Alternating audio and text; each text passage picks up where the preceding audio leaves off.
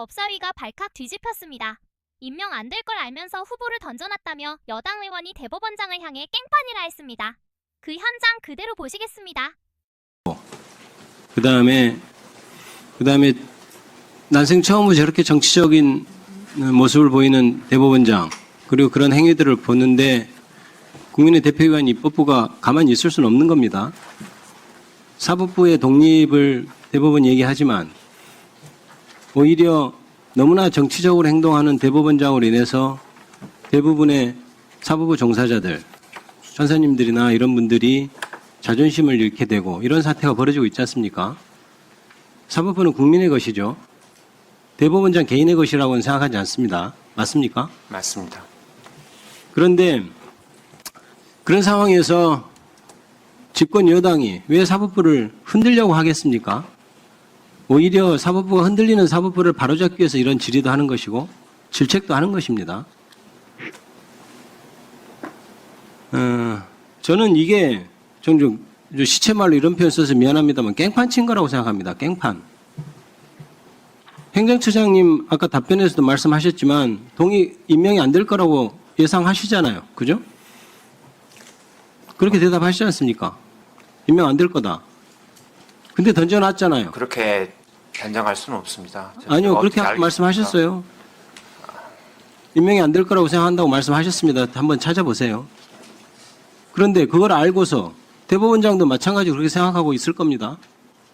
어차피 협의 안 되고 조율 안 됐으니 이거 던져놔도 결국 임명 안 되겠지 이렇게 생각하는 상황에서 이렇게 던져놓은 건 깽판 친 거죠.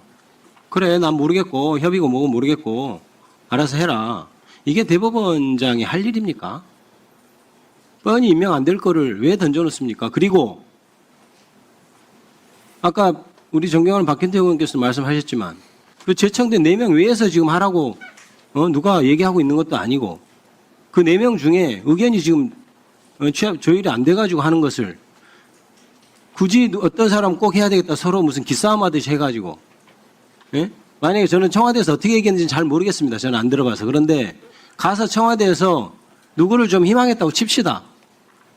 그게 그 4명 중에 한 명일 텐데 대법관 추천위원회 후보 추천회에서 올라온 그 4명 중에 한 명을 청와대에서 고집한 것을 고집했다면 그게 안 된다고 대법원장이 해서 이렇게 깽판을 치는 게 맞아요?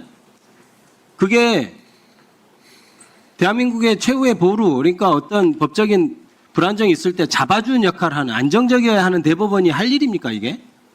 얼마나 많은 분란이 생기고 있습니까? 오늘만 해도.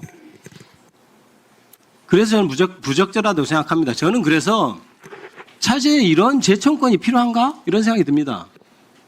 헌법 개정해서 재청권을 없애야 된다는 생각입니다. 다른 선진국처럼 의회와 대통령 동의권과 임명권 2개 주면 되지.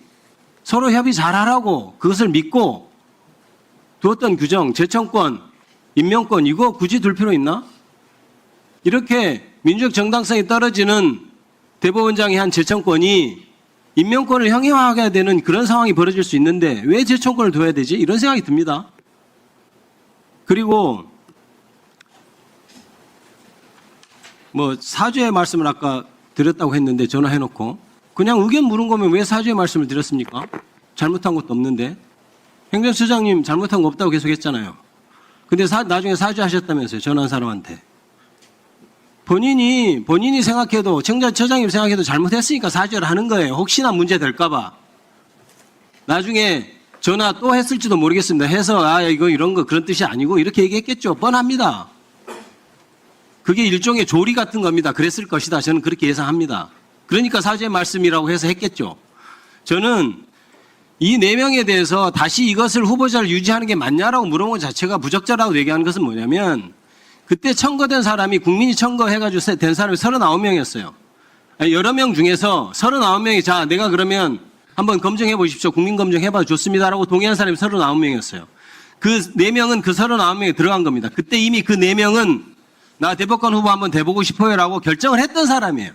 그런 사람한테 왜 의사를 다시 묻습니까? 이미 하겠다고 얘기했던 사람을 왜 다시 물어요? 이 시점에서. 그렇게 어렵게 국민의 여론까지 들어가고 그 다음에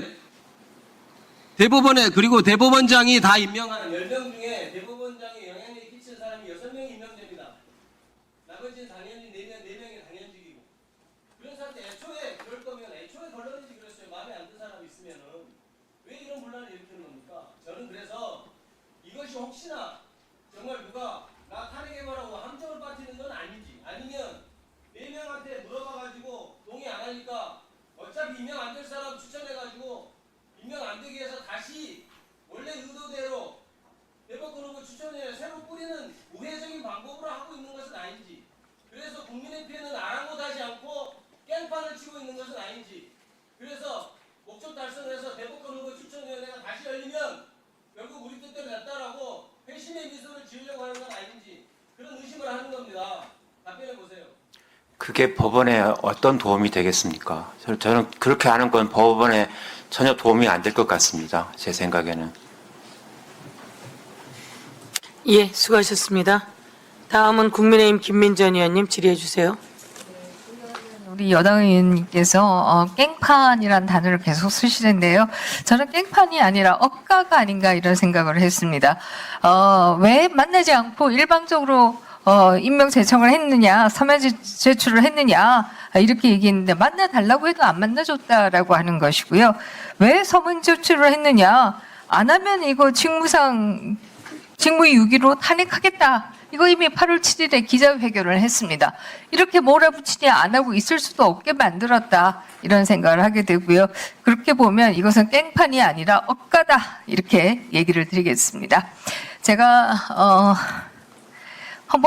헌법재판소 사무처장님께 여쭈겠습니다. 네. 저기 부부가 대법원 법관과 대법관과 헌재 재판관을 같이 하는 게 이게 바람직하다고 생각하세요?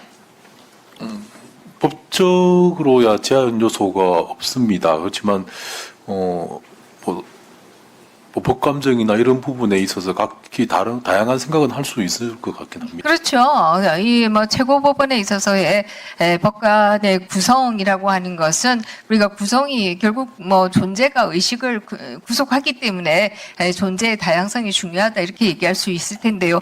부부가 최고법원을 다 장악한다. 이것은 저는 말이 안 된다고 생각하고, 그런 면에서 본다라고 하면 지금 대법원의 판단은 상당히 상식적인 것이다. 저는 이렇게 생각합니다. 제가 이 두 번째로 여쭤보고 싶은 것은요. 지금 헌재에 우리법 연구회 출신이 몇 분이나 계세요? 그 부분은 제가 잘 파악하지 못하고 있습니다. 제가 알기로는 9분 중에 4명으로 알고 있습니다. 맞나요? 잘 모르겠습니다. 아니면 전체 법관 중에 우리법 연구회 출신이 몇 분이나 되세요? 제가 크게 그 부분에 대해서는 관심을 두지 않아서 정확하게. 네, 잘 모르신다고 말씀하신 예. 것으로 제가 생각했는데요. 사실 이런 게 옳지 않은 것입니다. 어떻게 대한민국을 대표하는 최고의 헌법 해석기관이 특정 연구회 출신들이 이렇게 모여 있을 수가 있는가? 이렇게 되는 경우에 이 판결이 대한민국 국민의 상식을 대변한다고 얘기할 수 있는가 하는 생각을 할 수밖에 없고요. 그런 면에서 우리 헌법재판소도 앞으로는 이 구성의 다양성에 대한 고민을 해야 된다 이런 생각을 합니다. 25년 2월 이 선관위 직무감사에 대해서 위헌 판결을 내리셨는데요. 그 위헌 판결, 제가 판결 내용 하나하나를 따지고자 하는 것은 아닙니다만은 그 판결에서 선관위가 조직 쇄신 방안을 마련했고, 선관위 내부의 사체 감사 제도도 감사위원회도 신설했기 때문에 이것이 실효성 있게 강화될 것이다. 이런 내용의 판결을 내렸습니다. 이거 잘된 판결로 생각하세요? 지금 우리 헌법의 기본적인 구도 하에서는 불가피한 결정이었고, 그렇기 때문에 전원일치의 결정이 나온 것이라고 생각을 합니다. 다만 그런 걱정이 있었기 때문에 그 결정문의 이유에서 보면 중앙선거관리위원회 스스로 엄격한 그 감사 제도를 만들 필요가 있다라는 것을 특별히 강조를 했었습니다. 네, 필요가 있다라고 하지 않고요. 이미 신설되었다 이런 얘기를 해서 네. 단초가 마련되었다 이렇게 적고 있습니다. 그래서 이 판결은 사실은 굉장히 잘못된 판결이 아닌가.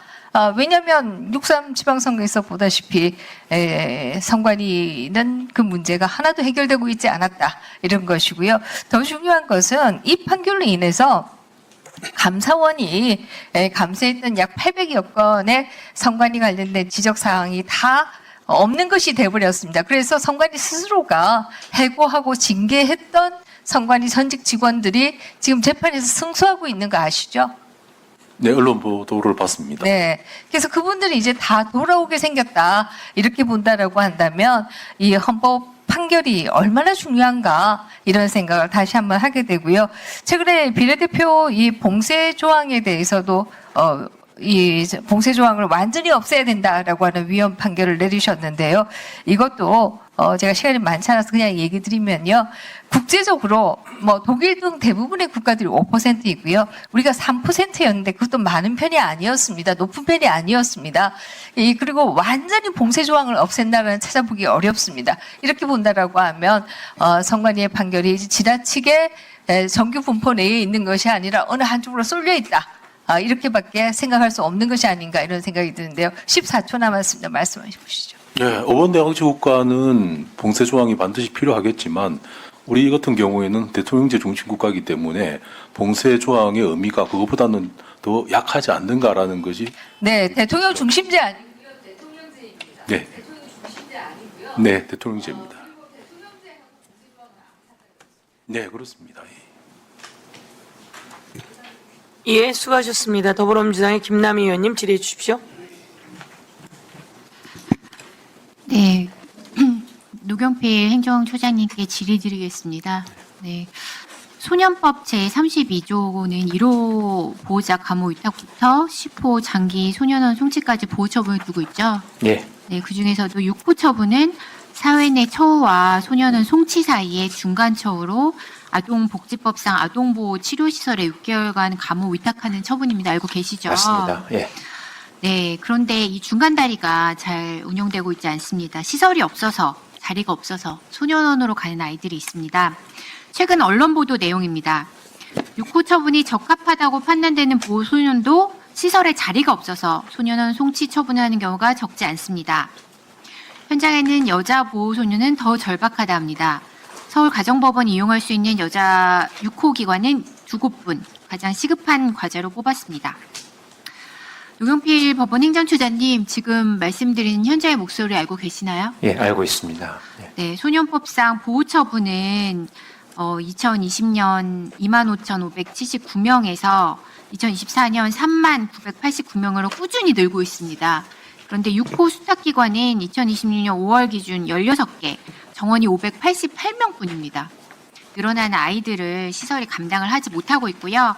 법원행정처 오늘 보고하신 업무 보고를 보니까 법무부, 지방자치단체 등 유관기관과 업무 협의 통해서 6호 수탁기관 확대하겠다고 밝히셨어요. 예.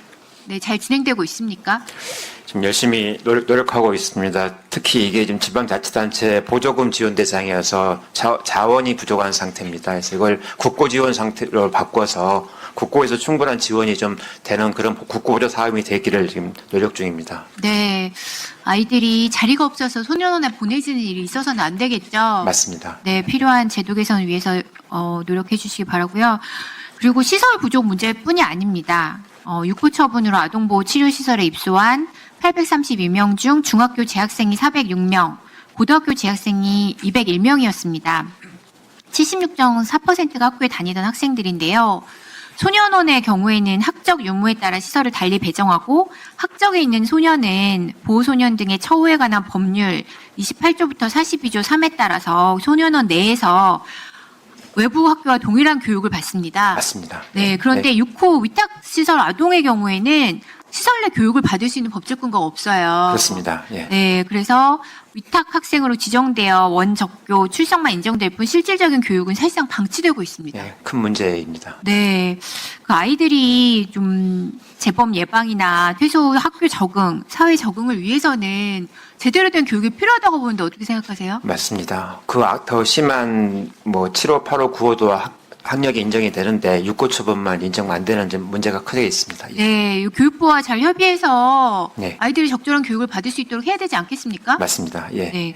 그리고 의료도 문제입니다. 그렇습니다. 6호 처분 아동의 약 50%가 ADHD를 비롯해서 경계성 지능장애, 우울증, 품행장애, 양극성 정동장애 등 정신질환을 앓고 있는데도 적절한 치료를 받지 못하고 있습니다. 예. 그런데 6호 시설에는 상주 의사가 없고요. 정원 100명인 대전 효광원의 임상 심리사가 단 한 명뿐입니다. 월 1, 2회 외부 정신건강의학과 통원에 한 번에 여러 명의 학생들이 함께 가고 반나절 걸리는 동안 교육은 중단됩니다.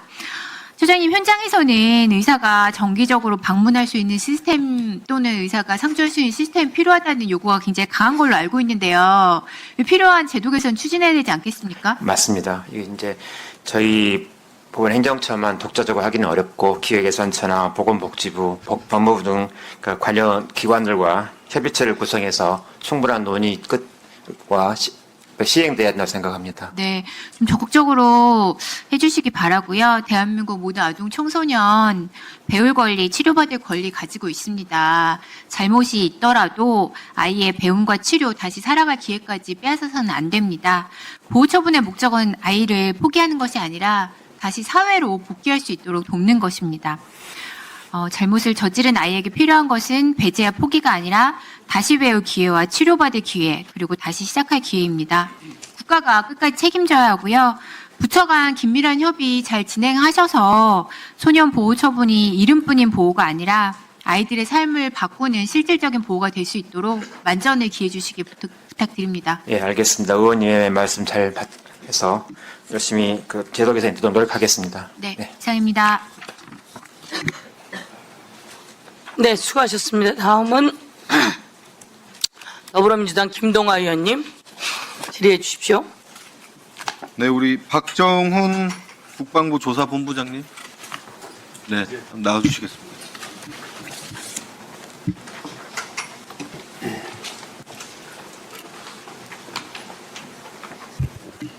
네, 반갑습니다. 국회에 나오신 지는 한 1, 2년 된 것 같은데 그런가요?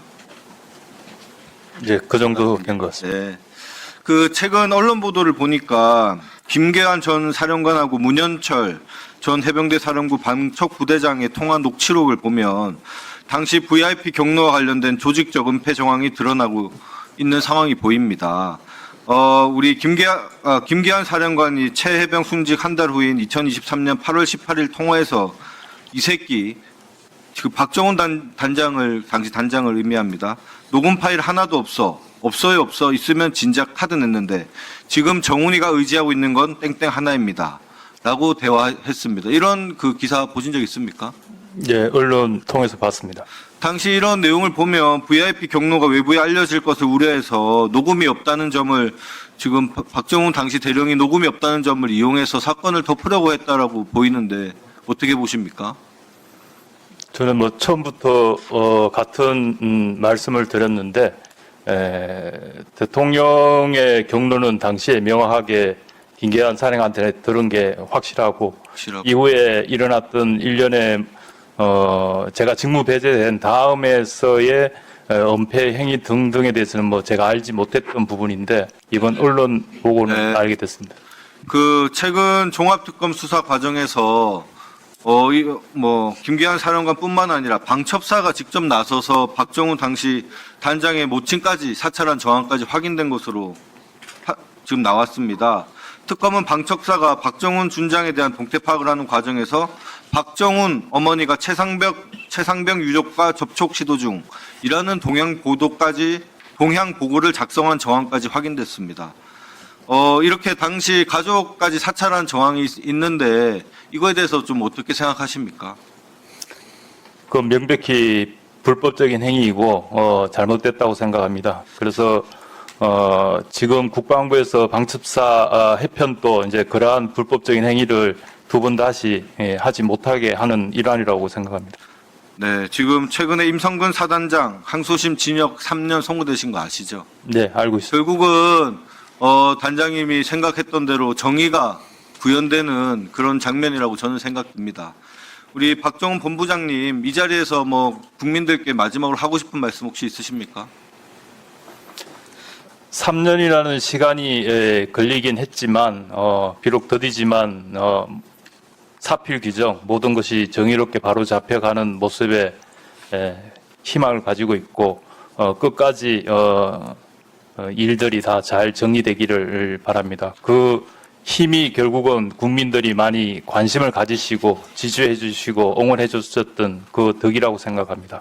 감사합니다. 네, 지금 언론과 국민들이 우리 본부장님에 대한 관심이 높은 것도 사실입니다. 지금 맡은 바 직무를 정말 최선을 다해서 국민들께 실망시키는 모습 보이지 않도록 부탁드리겠습니다. 예, 바르게 본신의 힘을 다하겠습니다. 네, 감사합니다. 들어가셔도 좋겠습니다. 자, 우리 노경필 행정처장님. 예. 네. 최근에 김건희 도이치모터스 사건 그 판결 선고 하루 남기고 전원 합의체로 해부됐습니다. 판결문까지 작성된 걸로 보이는데 이렇게 전원 합의체로 해부한 이유가 무엇입니까? 재판에 관련된 사항이라서 정확하게 알지 못하지만 제 추측으로는 하급심에서 그 엇갈리는 판결이 있어서 다시 재검토하려고 하셨던 거 아닌가 싶습니다. 네, 그 이재명 대통령 그 공직선거법 위반 사건에서 제가 계속 충격적인 문구가 있는데 지연된 정의는 정의가 아니다. 이렇게 판결문에 기록하셨죠? 다수기현에 들어 있습니다. 네, 들어가 있잖아요. 보충위원인가요? 예, 예. 보충위원회 들어가 있잖아요. 예, 예. 김건희 사건 대법원에서 그 언제 선고해야 되는지 아십니까? 예, 3개월 이내에 선고해야 됩니다. 3개월 이내에 선고해야 되죠. 항소심으로부터 3개월, 항소심 선고 이후 3개월입니다. 2026년 4월 28일 선고 2심 선고됐습니다. 왜 이렇게 지연시킵니까? 지연된 정의는 정의가 아니라면서요. 왜 정의를 지연시키고 있습니까? 뭐 고무줄 잣대입니까? 대법원의 정의는?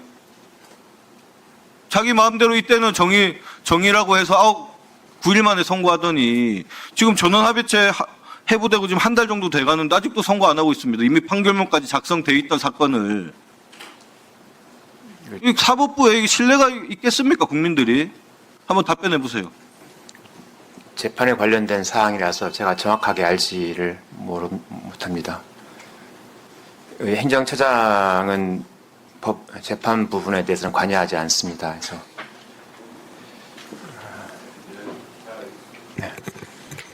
법원행정처장님 그렇게 얘기하시면 안 되죠. 기사 다 나왔잖아요. 다 나왔고 지금 말씀처럼 이재명 대선 후보는 대선 후보예요. 항소심에서 요목조목 다 따져서 무죄를 판결했어요. 당시에 소부로 해부된 날이 4월 22일이에요. 4월 22일 소부로 해부되기 전에 기록 보셨습니까? 볼 수 있습니까? 봐도 됩니까? 볼 수 있을 겁니다. 정확하게 기억나지는 않습니다. 날짜를 이렇게 작년 일이기 때문에 그걸 이렇게 다 기억하지 못합니다.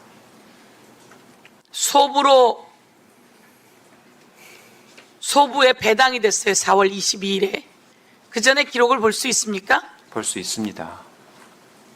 아, 그렇게 본 적이 있습니까? 그것까지는 기억나지 않습니다.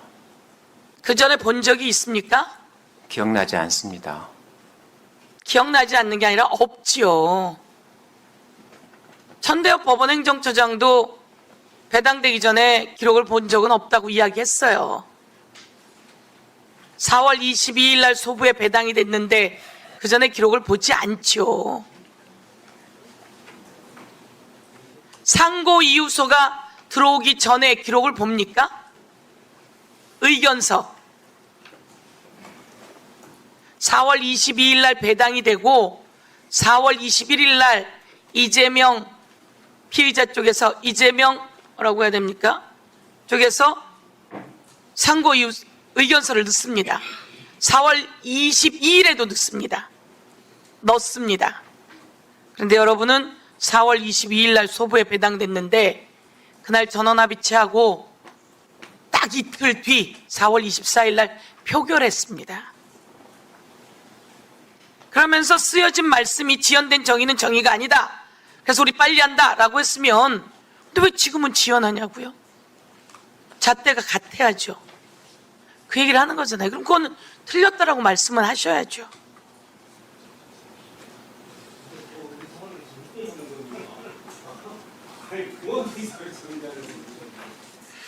그래서 제가 보기에는 한번 꼬인 게 계속 꼬이는 겁니다. 대법관님은 대법관님으로서 하지 않으셨고 종이 기록도 제대로 보지 않고 표결을 했던 거예요. 그래서 대선에 개입한 거죠. 그래서 아까 국민의힘 의원이 황당한 소리를 하잖아요.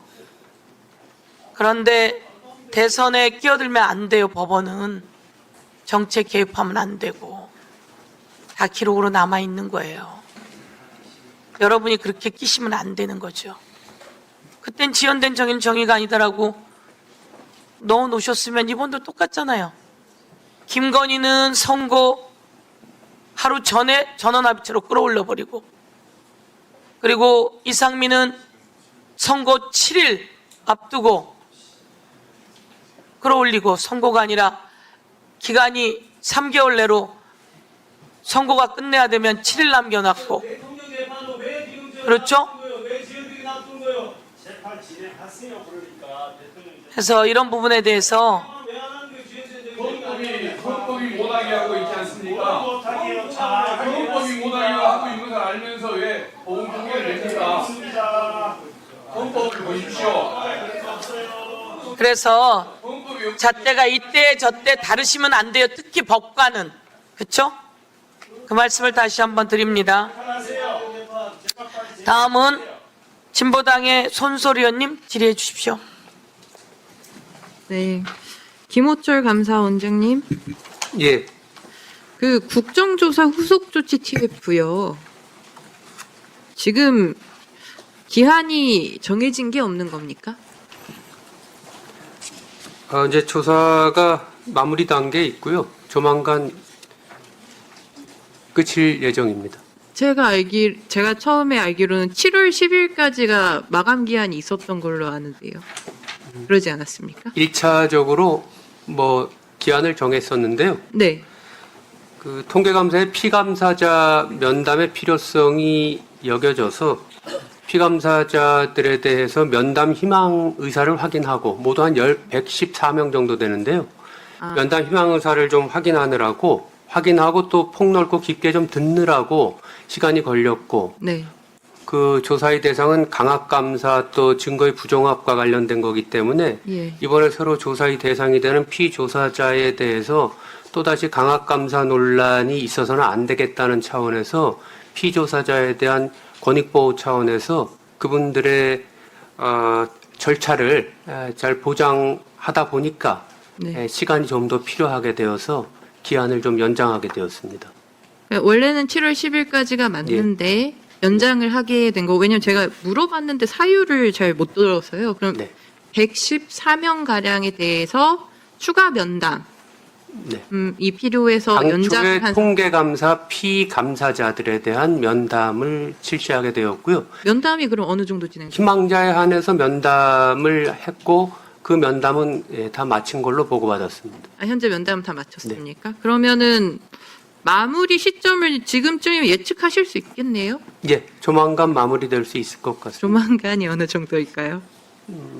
발표를 하거나 이렇게 조치를 하실 예, 예정입니까? 저로서는 한 달 이내에는 한 달 마무리하라고 제가 네, 알겠습니다. 네, 국정조사가 진행된 게 이제 작년인데 이 마무리 조치가 꼭 잘 되어야 된다고 생각하거든요. 네. 그리고 한 가지 추가로 말씀드리면요. 이제 서해 감사에 참여했던 인력 19명 중에 10명, 그리고 통계 감사 참여 인력 32명 중에 12명이 승진된 걸로 알고 있는데요. 이 승진 과정이 통상적이고 적법할 거라고 저는 생각하는데, 혹여나 이 국정조사의 강압감사 논란이 되었던 사건의 이력이 이 승진의 과정에 포함이 되지는 않았는지 한번 살펴봐 주시길 좀 부탁드립니다. 네. 제가 원장으로 임명된 이후에는 그런 것이 영향을 미쳐질 수 있을 수는 없었고요. 그 전에 그런 요소가 있었는지는 살펴보도록 네. 하겠습니다. 그래서 제가 알기로는 이제 그 감사에 참여했던 분들이 승진이 있었는데, 어쨌든 통상적인 시기가 됐거나 이런 부분도 충분히 있을 거라고 생각하는데, 혹여나 이제 사실은 강압 감사에 참여했다는 것이 뭔가 성과로 되거나 이렇게 되는 것은 저는 없어야 된다고 보거든요. 그 부분이 혹여나 들어갔는지 한번 살펴봐 주시기를 요청을 드리는 겁니다. 네. 네. 그리고 노경필 처장님, 예. 그 충남 천안 11세 아동 사망 사건 아십니까? 모르십니까? 잘 모르겠습니다. 제가 말씀드리겠습니다. 그 슬라이드 올려주시면 될 것 같고요. 8월 2일과 3일에 11세 아동이 본인이 할머니와 교회 목사에게 학대를 당하고 있다고 경찰이 신고를 했습니다. 그리고 목격자의 증언도 있었고요. 그래서 경찰에서 법원에 할머니에 대해서 퇴거, 접근 금지 임시 조치를 청구를 하였는데 다음 날에 법원이 기각했습니다. 법원이 기각하고 할머니에게 상담과 교육을 들으라고 조치를 했는데요. 그 다음에 아이가 30시간 가까이 결박되고 숨졌습니다. 저는 이 법원이 이것을 기각한 것이 이해가 안 되거든요. 법원이 왜 이것을 기각했을까요? 이 법원은 대전지방법원 천안지원입니다. 아동학대에 대해서 아이가 말한 것도 있고 눈에 멍이 들어 있었던 것도 있었고요. 교회라는 구체적인 장소도 특정이 되었는데 법원에서 이 퇴거와 접근 금지 임시 조치를 기각했어요.